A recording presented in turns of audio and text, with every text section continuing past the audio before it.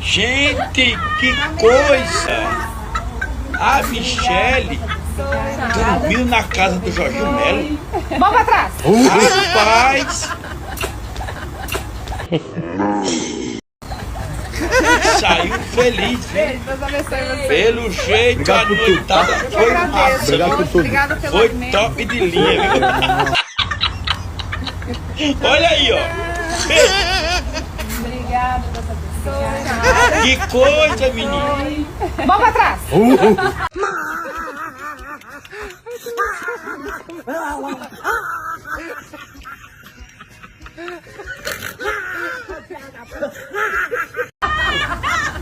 Jorginho Melo, rapaz. Nem parece, né? Deus abençoe você. Ah, velho Eu safadinho. agradeço. Obrigada pelo alimento. Ah, velho safado esse Jorginho Melo, né? Se cuida, Bolsonaro. Tu tem um novo sócio. Além do Valdemar, agora é o Jorginho Melo também. Obrigado por tudo. Vocês viram, gente, que a Michele, ela dominou, né? Dominou o Jorginho Melo, vocês viram? Ela disse, mão pra trás. Ele botou a mão pra trás logo, com medo, rapaz. Com medo da mão boba. Obrigada pelo alimento. Então, tô falando muito daquela mão boba que houve lá, né? Naquela apresentação, ele passou a mão lá, não deve, né? Aí ali, quando ela foi sair da casa dele, ela disse, mão pra trás. E ele botou a mão pra trás, veio, vocês viram? Para ver frente a frente se ele repete as barbaridades das asneiras que ele falou pelo interior do Rio Grande do Sul, para que eu possa desmentir ele na cara dele. Eu recebi inclusive uma proposta do ministro Paulo Pimenta fazer um debate com o senhor. Podemos marcar? Sem problema não. O senhor vem ao Rio Grande do Sul para esse debate? Venho. Eu falei em toda a imprensa que se o Bolsonaro quisesse, eles podiam marcar um debate comigo para discutir a questão da reconstrução do Rio Grande do Sul. Agora, já que ele disse que vai aceitar, eu espero que não fique da boca para fora. Eu vou pedir que o pessoal marque o mais rapidamente possível para ver frente a frente se ele repete as barbaridades das asneiras que ele falou pelo interior do Rio Grande do Sul, para que eu possa desmentir ele na cara dele. Mas não é só o Bolsonaro, não. Eu já percebi, e a imprensa me relata, que cada vez que eles me convidam para um debate, que o debatedor é um deputado bolsonarista tipo Sanderson, Zucco, Cherini, qualquer um desses, quando eles são avisados para o debate comigo, eles afinam, eles desmarcam. Então eu estou pronto para debater com qualquer um deles, inclusive com qualquer outra pessoa dessas que anda por aí falando que o governo do presidente Lula não fez nada na reconstrução. Quando eu fui na Câmara, não sei se vocês perceberam, mas nenhum deputado do Rio Grande do Sul, nenhum teve coragem de ir na minha frente fazer uma pergunta, me questionar. Então são corajosos de araque para falar para o espelho ou para gravar videozinho para lacrar na internet. De frente a frente, nenhuma até hoje teve coragem de aparecer para debater. E o apresentador da Rede Globo, Mion, culpa o presidente Lula pela derrota dos atletas nas Olimpíadas. Eu vou rodar esse vídeo para vocês assistirem. Depois eu vou voltar com informações para a gente contrapor as falas dele. Fica ligado aí. Nossos atletas olímpicos pedindo desculpas por não terem ganhado medalha, por terem perdido. Queridos atletas, parem, por favor, cabeça erguida. Vocês só merecem aplausos, vocês só merecem reconhecimento. Se alguém tem que pedir desculpas, é o nosso governo, que não construiu um histórico, não construiu uma tradição de investimento no esporte. Você é um babaca. Não vocês. Aliás, eu fui checar, tá? Para ter embasamento no que eu tô falando, e a média de salário de um atleta no Brasil, em 2024, é de R$2.000 por mês, no site salário.com, tá? Mesmo assim... Quando eu falo para vocês que a Globo é de direita, muita gente vem me contestar. Tá? A Globo apoiou o golpe em 64. A Globo apoiou a eleição do Fernando Collor de Mello, que passou 2 anos no governo. Ele surrupiou a poupança e a conta corrente do pessoal. Apoiou o FHC, com aquele programa dele de equilibrar o $1 a R$1, que foi um fracasso total. Apoiou o AS. A Globo apoiou o AS, assim como o Luciano Huck apoia também. Certo? A Globo bateu tanto no presidente Lula, tá? Que prenderam o presidente, né? E aquele general Vilas Boas colocou pressão no STF para que o presidente Lula fosse preso. Golpista. Agora vem esse babaca aí falar, né, pedir desculpa dos atletas porque culpado é o teu governo anterior, cara. Deixa de ser mau caráter. Presta atenção, olha aqui em cima. Deu na Folha. A Folha a gente sabe que é de extrema direita. Bolsonaro extingue cultura e esporte e deixa ministérios de mulheres e direitos humanos para depois. Ele extinguiu, porra, o Ministério dos Esportes. Vou colocar outro aqui, pera aí. Olha aqui, ô seu babaca. Com redução de investimentos, o governo Bolsonaro é o principal adversário dos atletas brasileiros. Em 2020, olha aqui, ó, o corte no orçamento da Secretaria do Esporte foi de 49% em relação ao ano anterior. O culpado é o teu ex-presidente. A culpa vem de lá, pelo não investimento nos atletas. Aí tu vem falar que é o atual governo. Vai procurar o que fazer, rapaz. Nem para apresentador tu presta. Tamo junto aí, galera. Eu trago aqui a notícia de mais um bolsonarista amostradinho e Xandão gosta assim.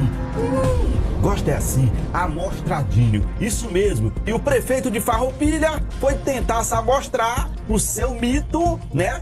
Amostradinho, mais pra frente do que cangalha de jumento.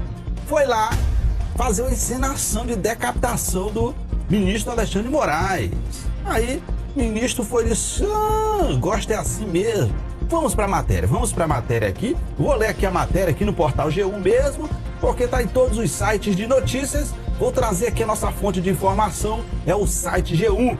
O Alexandre de Moraes autorizou a investigação contra o prefeito de cidade do Rio Grande do Sul que sugeriu colocá-lo na guilhotina. O ministro Alexandre de Moraes do Supremo Tribunal Federal, o STF, acatou um pedido da Procuradoria-Geral da República, PGR, para investigar o prefeito de Farroupilha do Rio Grande do Sul, o Fabiano Feltrin, por incitação ao crime. A decisão veio após a Procuradoria-Geral da República, Paulo Gonet, relatar ao STF que Feltrin disse em transmissão em rede social, na quinta-feira 25, que sua homenagem ao Moraes seria colocá-lo na guilhotina. Homenagem pra ele, eu vou mostrar qual é que é, Vitorino. É só botar ele aqui na guilhotina, ó. Tá aqui a homenagem pra ele. Além disso, o prefeito teria ensinado a decapitação do ministro da Corte. Abre aspas. Tramita no Supremo Tribunal Federal apuração sobre a existência de uma organização criminosa responsável por ataques sistemáticos aos seus adversários, ao sistema eleitoral e às instituições públicas por meio de propagação de notícias falsas e estímulo à violência contra autoridades da República, afirmou a PGR. O G1 entrou em contato com a Prefeitura de Farroupilha, que afirmou que, entre aspas, não houve até o presente momento qualquer intimação formal ao município ou ao prefeito e, por isso, não temos conhecimento da situação, fecha aspas. Ao acolher a solicitação da PGR, Moraes determinou o encaminhamento do caso à Polícia Federal, que terá 60 dias para realizar as investigações e apresentar um relatório ao Supremo da Corte, né? O ministro enfatizou a gravidade da conduta atribuída ao prefeito e a necessidade de apuração rigorosa do caso. O procurador-geral solicitou também que Fabiano Feltrin seja convocado para prestar depoimento no âmbito das investigações. Gente, é o seguinte, bolsonaristas vão dizer que isso aí é perseguição. Gente, mas presta atenção uma coisa. Vamos deixar questões ideológicas de lado. Se você gosta de fulano ou não. Quero perguntar um negócio para vocês aqui. Seria correto eu, Valdex, fazer aqui vídeos na minha rede social sugerindo a decapitação do Bolsonaro, por enquanto, por exemplo? Jair Bolsonaro, ninguém gosta de Jair Bolsonaro, mas não é adequado eu vir aqui fazer vídeo. Olha que só eu, imagina o prefeito, né? O prefeito. Ei, galera, tá difícil, né? Esconder o assunto das joias e do mão boba tá bem complicado. Então, os cãozinhos miúdos resolveram atacar papai e Janjinha, porque enquanto a gente tá defendendo papai, tá esquecendo as joias e o mão boba. Só que se for os outros, isso porque eu não vou esquecer, não. Olha quem vai atacar papai agora, ó. Padre Kelmo. Mas olhe bem pra cara de Padre Kelmo. Padre Kelmo tem uma cara tão grande de quem quer vir pro lado de cá. Quem quer ser de esquerda, olha a cara dele. Se ele não tá querendo, tá querendo. Veja aí o vídeo. O presidente Bolsonaro soube governar. Agora, nós vemos um presidente que está aí há mais de 1 ano e meio que não sabe governar. Como é que o senhor tem a coragem e o cinismo para dizer que o presidente Bolsonaro destruiu o Brasil? Para dizer que encontrou esse país em frangalhos? O senhor tem problema? Porque é o que eu posso me perguntar. Porque de fato, você destruiu o Brasil. Viram aí a fala dele? Ele tá com uma cara muito grande de quem quer vir pro lado da gente, pro lado do amor. Mas o Hélio Pariquel, beijinho no chifre, gadaiada. Pessoal, presta muita atenção no que vai acontecer hoje, porque é um fato inédito. O presidente americano Joe Biden vai conversar com o presidente Lula às 15h30 para saber a opinião do Brasil sobre a situação das eleições na Venezuela, para só depois o governo americano emitir sua posição. Gente, você já ouviu alguém ligar para o Bolsonaro para saber o que ele pensava de alguma coisa? É claro que não, ninguém queria saber do Bolsonaro. Bom, pessoal, é o seguinte... Você sabe que o Brasil, Estados Unidos, Colômbia e México ainda não reconheceram o resultado das eleições na Venezuela que deu a vitória para Nicolás Maduro, porque estão aguardando mais informações e provas, inclusive as atas das urnas, para saber se ele ganhou de forma regular ou não, para então emitir um comunicado se vão reconhecer ou não o resultado das eleições na Venezuela que deram a vitória para Nicolás Maduro. Então, vamos aguardar o que vai acontecer, mas só pelo fato do governo americano ligar para o presidente Lula para saber a opinião dele sobre esse pleito diz muito.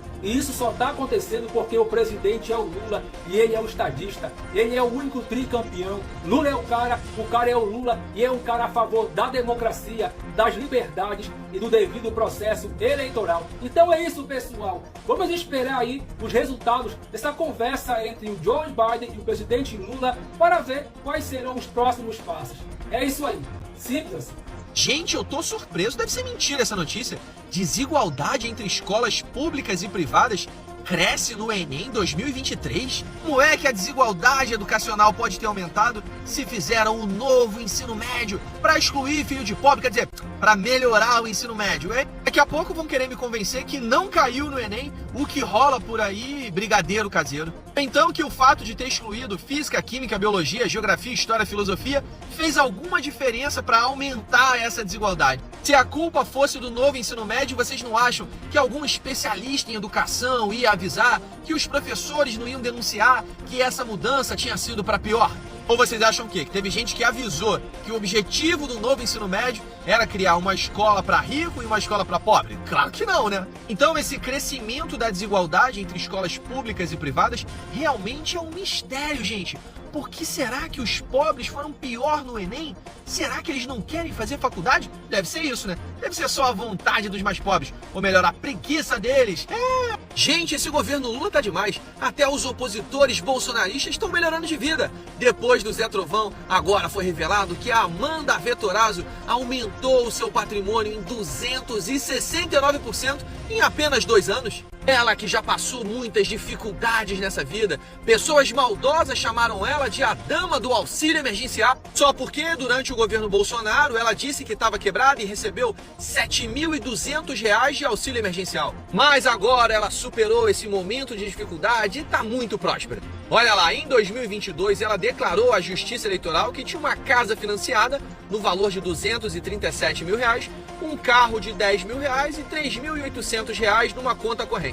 Esse ano, olha a diferença. Ela declarou que tem R$ 25 mil em moeda estrangeira, talvez dólar, R$ 3 mil na poupança, R$ 35 mil em aplicação em renda fixa. Também declarou em 2024 que ela tem uma casa no valor de R$ 830 mil, um carro avaliado em R$ 47 mil.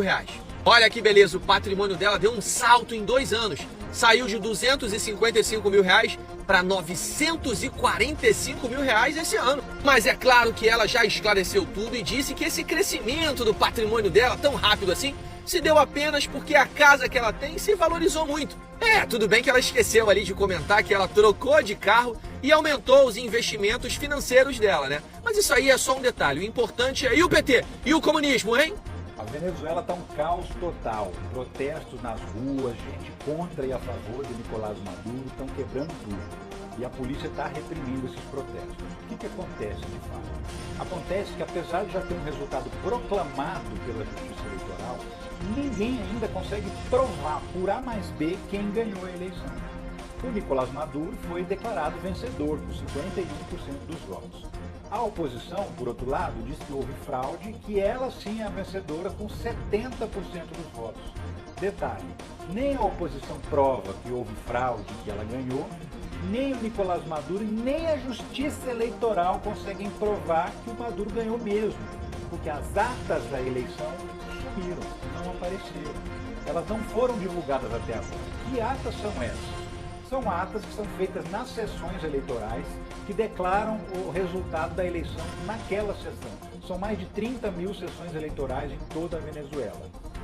Essa ata é equivalente ao nosso boletim de urna aqui no Brasil. No Brasil, as urnas eletrônicas, ao final da votação, elas imprimem um extrato e mostra lá nesse extrato exatamente o resultado daquela urna da votação de todos os candidatos. Aquilo pode ser comparado com o resultado que é transmitido via internet para a Justiça Eleitoral, que faz a totalização dos dados e declara quem são os eleitos. No caso da Venezuela, também é feita uma transmissão de dados pela internet. A Justiça Eleitoral declara o vencedor com base na totalização, na soma desses votos, mas se alguém contestar o resultado, precisa conferir nas atas. E essas atas não foram divulgadas para que elas sejam conferidas com o resultado da eleição. Segundo a Justiça Eleitoral, isso aconteceu porque houve um ataque hacker que veio lá do leste europeu, da Macedônia do Norte, e por conta disso a divulgação das atas foi prejudicada e está atrasado até agora. A eleição terminou ontem à noite, até agora nada de resultado dessas atas. Eles estão prometendo divulgar para os próximos dias. O problema é que enquanto essas atas estão aparecendo, ninguém confirma quem de fato venceu as eleições, mesmo já tendo um vencedor declarado. Qual que é o problema disso tudo? O problema é que vários países não reconhecem a vitória do Nicolás Maduro, o Brasil entre eles. Até agora o Lula está calado, não reconheceu a vitória, não parabenizou o Nicolás Maduro, justamente porque tem um observador internacional brasileiro lá, o Celso Amorim, que é assessor internacional do Lula, e que está dizendo, sem essas atas não dá para a gente admitir que o Nicolás Maduro venceu. Por outro lado, também não dá para embarcar nessa tese de que houve fraude, porque a oposição sem as atas também não prova que houve fraude. Então fica esse imbróglio, essa confusão, sem solução. Vários países como Estados Unidos, como Chile, estão dizendo a mesma coisa. Enquanto não aparecer as atas, eu não reconheço a vitória de ninguém. Essa eleição está muito estranha, muito suspeita. E mais estranha e mais suspeita ainda, porque todo mundo envolvido na eleição e envolvido nessa apuração é aliado do Nicolás Maduro. O chefe da comissão do Conselho Nacional Eleitoral é super aliado do Maduro. Agora o Ministério Público, a Procuradoria-Geral da Venezuela, está dizendo que a oposição armou esse ataque hacker para poder fraudar a eleição, para acusar de fraude o Maduro, dizendo cadê as atas, sumiram, e eles é que teriam provocado o sumiço dessas atas. Acontece que o Procurador-Geral também é aliado do Nicolás Maduro, então a acusação dele perde muita credibilidade por conta disso. E agora, ninguém sabe de fato, ninguém prova por A mais B quem venceu a eleição na Venezuela. Mesmo com o resultado declarado, muita gente vai continuar contestando e o país vai continuar mergulhado nesse caos. Enquanto isso, o povo está na rua, a polícia está reprimindo esses protestos, a gente não sabe onde é que isso vai parar. Um lugar bom aqui não. Nicole Chupeta foi descoberta, está mandando um monte de emendas parlamentares para a cidade onde seu tio é candidato. E nesse vídeo eu vou te mostrar como que um bolsonarista age quando ele se sente muito intimidado. Porque a gente pega no pé e deixa eles doidinhos de raiva. A Nicole, por exemplo, toda vez que se sente intimidada, vai nos stories se explicar pro próprio público. Ontem mesmo ele gravou esses stories aqui pra provar pro público dele que não tinha nada de errado ele estar fazendo isso. Com as suspeitas da verba de gasolina da Câmara, ele também teve que se explicar pro público dele. Quando eu chamei ele de Nicole Chupeta na Câmara dos Deputados e ele deu um chilique e mandou me prender, ele também fez stories se explicando. Quando teve a briga com o André Janones, ele saiu chorando e ele também gravou um vídeo se explicando. O que eu quero te mostrar aqui é o seguinte, a gente tem que bater nesses pontos que a gente sabe que doem nos bolsonaristas, tipo Nicole. Se a gente continuar nessa de ficar de golpista, fascista, transfóbico, homofóbico, pode ser tudo isso mesmo, mas não dói neles. A gente tem que aprender a ler as pessoas e bater onde dói. Compartilha esse vídeo pra gente continuar ensinando as pessoas como se combate bolsonarista nas redes sociais. Me siga para continuar se informando e batendo de frente com a direita. Tamo junto. A questão é que quando você fala que o capitalismo mata 20 milhões de pessoas no ano, é isso que você falou? Isso. Quem são os países que mais sofrem de fome hoje no mundo? Vou elencar aqui os primeiros 10. República Africana Central, Iêmen, Chad, Madagascar, Zâmbia, Libéria, Haiti, Timor-Leste, Zimbábue e Afeganistão. Todos capitalistas. Não. De novo, eu vou voltar a explicar. Eu não tô aqui, o objetivo não é te convencer, é convencer e falar para nossa audiência para ver o que faz mais sentido para vocês, logicamente. Quando você tem uma linha do que tem mais liberdade econômica, o que tem menos liberdade econômica, onde está o Haiti? O Haiti está muito mais próximo de Cuba, ele não é uma ditadura socialista ali no papel, mas como é que é a propriedade privada no Haiti? O Haiti não tem nada. Ela não é... Não tem nem economia o Haiti. Eu estou te dando um exemplo que você está dizendo que o capitalismo mata, então eu estou tentando chegar lá, então primeiro eu preciso terminar o meu raciocínio lógico. Então, se você tem um Haiti, se você tem um Zimbábue, se você tem um Iêmen, todos eles nessa linha de liberdade econômica, com menor liberdade econômica, então o Brasil, para assustar as pessoas, está muito mais próximo de Cuba, em termos de políticas econômicas, fiscais, financeiras, monetárias. Óbvio, não está igual Cuba, mas está mais próximo de Cuba do que está de uma Dinamarca. Então não dá para você falar que foi o capitalismo que matou 20 milhões de pessoas quando países mais próximos desse capitalismo de livre mercado, como esses que eu já falei, Dinamarca, Estônia, etc., têm um nível baixíssimo de fome. Ou seja, você falou do caso do Afeganistão, ou seja, um país foi ocupado durante 20 anos por um país foi ocupado... E o que aconteceu quando ele foi ocupado pelos Estados Unidos? O que aconteceu com o PIB per capita do Afeganistão? O Afeganistão, sabe o que aconteceu com o Afeganistão? Ou seja, em nome da liberdade de expressão, da democracia, dos direitos humanos, o Afeganistão voltou, por exemplo, a ser a fazer parte da Divisão Internacional do Trabalho como provedora de ópio para onde? Para a China?